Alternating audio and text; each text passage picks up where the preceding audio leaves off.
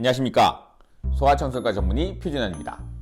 이번에는 영유아기에 보일 수 있는 행동 문제에 대해서 말씀드리도록 하겠습니다. 만 5세 이전에 굉장히 훈육을 할 때 중요한 것이 선을 정해줄 때는 단호하게, 그리고 그 선을 지킬 때는 칭찬과 애정을 보여줘야 되는 거죠. 그리고 가정에 있을 때 아이가 스트레스 받지 않도록 안정적이고 안전한 그런 환경을 만들어줘야 된다는 거죠.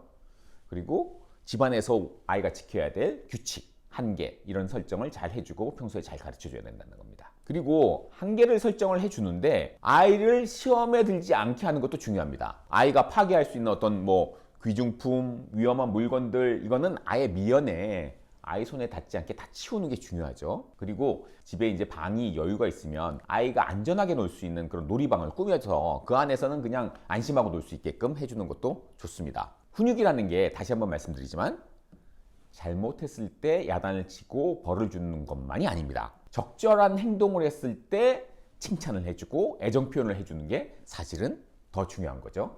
맨날 야단을 맞는 애들은 어떻습니까? 막 늘 좌절감에 빠지고 자괴감에 빠지고 자존감이 낮아지죠. 그런 애들은 이런 공격성을 보일 가능성이 더 높아집니다. 이 훈육에 있어서 중요한 거는 평소에 많이 격려해주고 칭찬해주는 겁니다. 이 자존감이 높은 애들일수록 부모님들이 설정한 그런 한계를 지키려는 그런 욕구가 더 강해지게 됩니다. 근데 아이가 이제 그걸 너무 수시로 넘나들어서 계속 하루 종일 안 돼! 그만해! 그 얘기를 계속 달고 살게 되면 자존감이 낮아지고 규칙 따위는 이제 무시하는 그런 아이가 될 수 있잖아요. 그래서 한계를 설정해 놨지만 사소하게 넘나드는 경우는 좀 무시할 필요도 있습니다. 예를 들어서 버스를 탔는데 버스 카드를 아이가 이제 찍고 싶어 해요.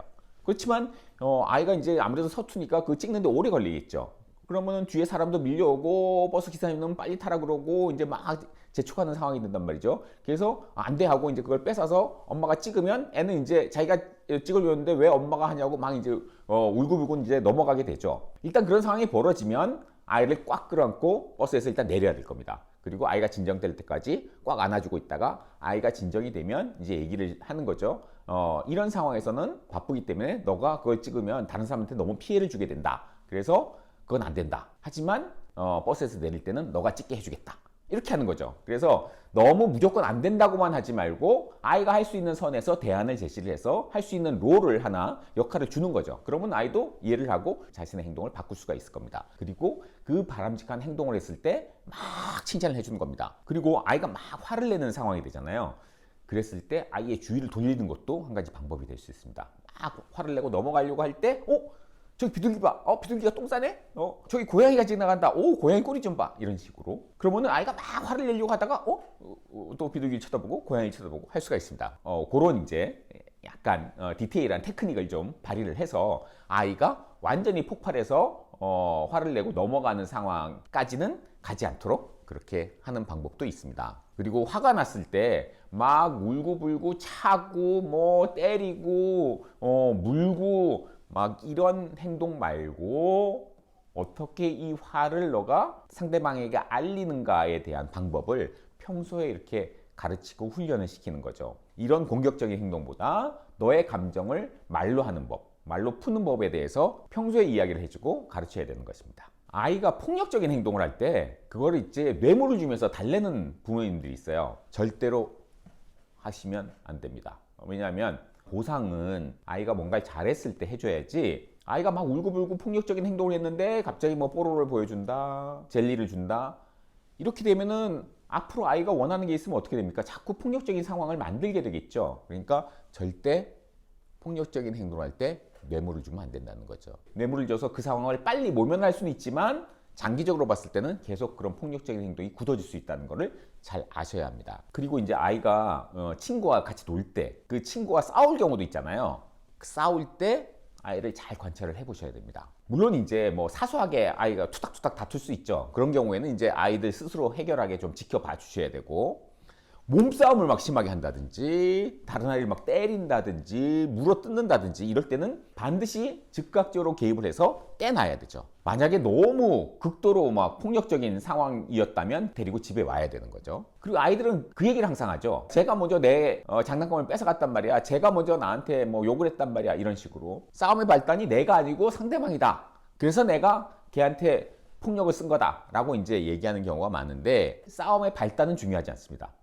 아이가 폭력을 썼다는 게 중요한 거죠. 그래서 그걸 잘 얘기해 줘야 됩니다.